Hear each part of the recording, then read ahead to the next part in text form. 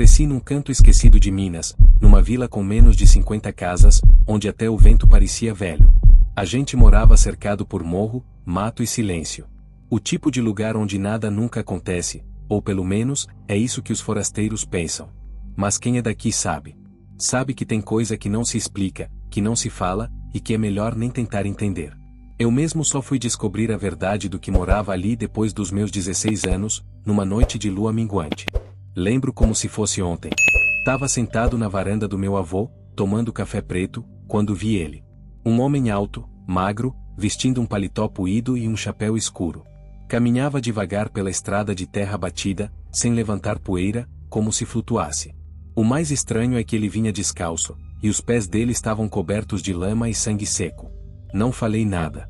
Meu avô só apertou os olhos, suspirou fundo e disse: "Não olha para ele mais de uma vez, moleque. E não segue ele, nunca."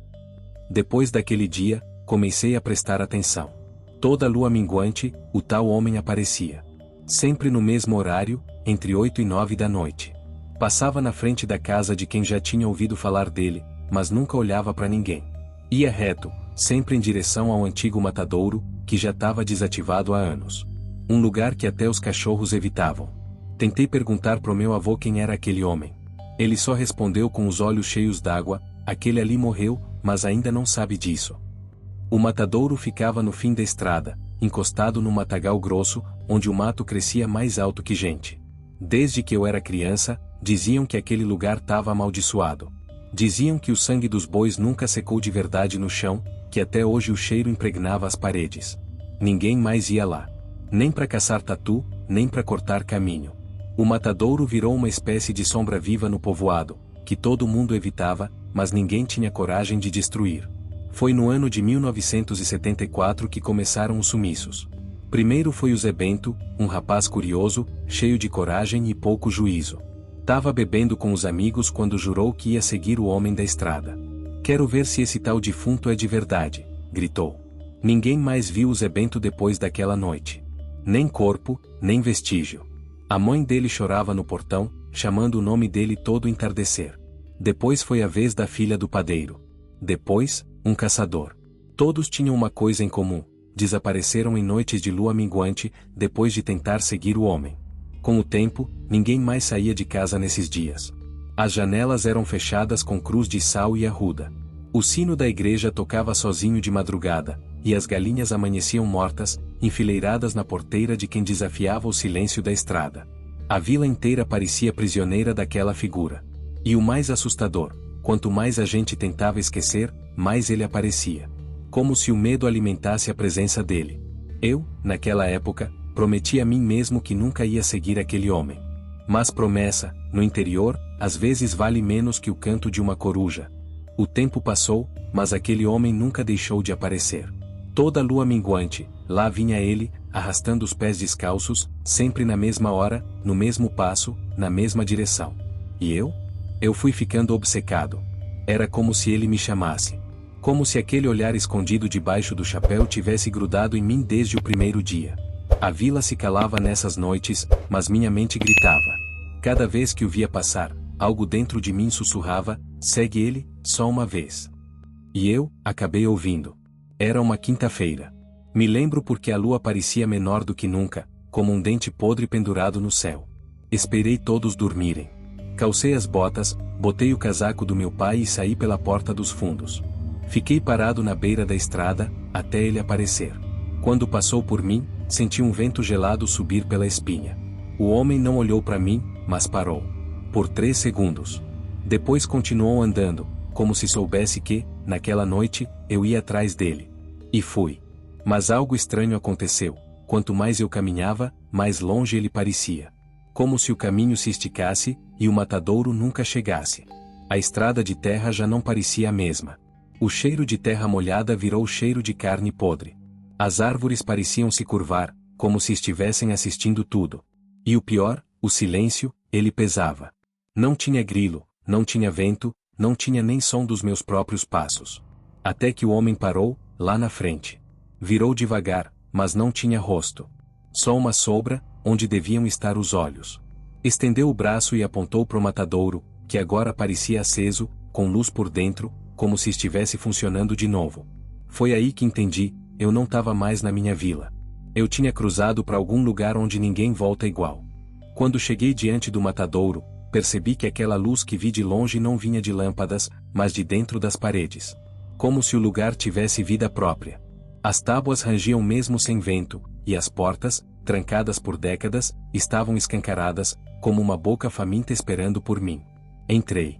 Um cheiro de ferro, suor e carne velha tomou conta de mim. Era sufocante, nauseante. No fundo do salão principal, vi mesas de abate ainda manchadas, e uma esteira antiga se movendo sozinha, como se o matadouro tivesse voltado a trabalhar. Mas não havia boi. Não havia carne. Só gritos abafados, humanos. Foi quando olhei para o lado que quase caí de joelhos. Vi rostos. Rostos que eu conhecia. Zé Bento. A filha do padeiro. O caçador. Estavam todos lá, parados como estátuas, olhos fundos, pele acinzentada. Me olhavam como se estivessem presos por dentro do próprio corpo. Não falavam, mas eu sentia os gritos deles dentro da minha cabeça. Estavam vivos, de alguma forma. Presos entre esse mundo e outro, condenados a reviver a última noite de suas vidas, noite após noite. E no centro de todos eles, o homem. Ele agora tinha rosto. Um rosto que mudava a cada segundo. Cada piscada, um dos desaparecidos. Era como se ele fosse todos eles ao mesmo tempo. Um espírito de condenação. Tentei correr, juro por Deus. Mas o chão do matadouro era um pântano invisível. Me puxava para dentro, como se o próprio lugar me engolisse. Foi aí que senti algo queimar no meu braço. Uma marca, como ferro em brasa, desenhando um símbolo estranho na pele. Era como um selo, uma maldição.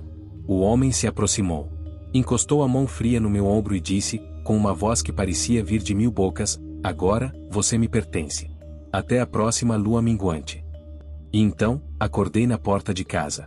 Sujo. Ferido. E com a marca ainda ardendo no braço. Desde aquela noite, eu nunca mais fui o mesmo. Por fora, até pareço o velho de sempre. Caminho pela vila, falo com os vizinhos, vou até a venda comprar farinha e fumo. Mas por dentro, algo ficou preso lá no matadouro. Eu sei disso. A marca no meu braço ainda queima cada lua minguante, como se me lembrasse de que meu corpo escapou, mas minha alma ficou em dívida. O matadouro me chama nos sonhos. Às vezes, acordo com gosto de sangue na boca e vejo pegadas de lama no chão da sala. Eu não lembro de sair, mas alguma parte de mim, lembra. Nas luas minguantes, não consigo evitar. Sinto o cheiro do matadouro vindo com o vento. Vejo vultos passando pela estrada, mesmo com os olhos fechados. E o pior, vejo ele. O homem. Não mais à distância, mas no espelho, na sombra atrás da porta, no reflexo da água. Ele agora é parte de mim. Como uma semente plantada naquela noite que só cresce com o tempo. E com o tempo, eu comecei a entender o ciclo. A maldição precisa de alguém que a carregue. Alguém que puxe outros para dentro do matadouro. Alguém que siga, e depois, seja seguido. Semana passada, vi um garoto parado na estrada. Olhava fixo pro matadouro, como eu fiz tantos anos atrás. Era curioso, jovem demais para saber o que se esconde por trás da lua minguante. E foi aí que eu entendi meu papel. A maldição não é só ser perseguido. É ser o próximo a caminhar na estrada, a desaparecer. Em breve, serei eu usando o chapéu. Serei eu arrastando os pés naquela poeira, sem rosto, sem nome. A lua minguante me chamou, e eu atendi. E agora, quem estiver ouvindo isso, não tente me seguir. Não olhe para a estrada nessas noites. Porque se olhar, você também vai desaparecer. Se você chegou até aqui, é porque sobreviveu. Mas cuidado, algumas histórias grudam na alma. E te acompanham no silêncio da madrugada. Se curtiu esse relato, deixa o like para fortalecer o canal. E não esquece de se inscrever no Terror Mórbido, onde as histórias não são apenas contadas. Elas são sentidas na pele.